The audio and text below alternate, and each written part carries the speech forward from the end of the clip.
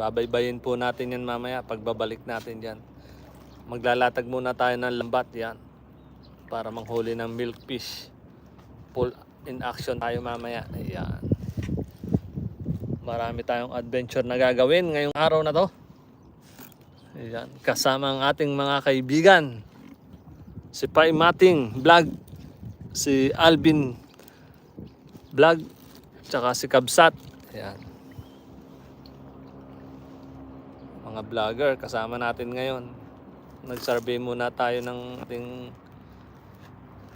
huhulihan ng alimango. Pagkatapos itong hilahin tong bangkang to, maglalatag na tayo ng lambat. Yeah. Maglalatag tayo ng lambat doon. Yan. Diyan kahabaang yan. Makikita nyo kung paano kami manghuli ng bangus. Kung meron. Marami rito nahuhuli kasi halo na to alat at saka tabang.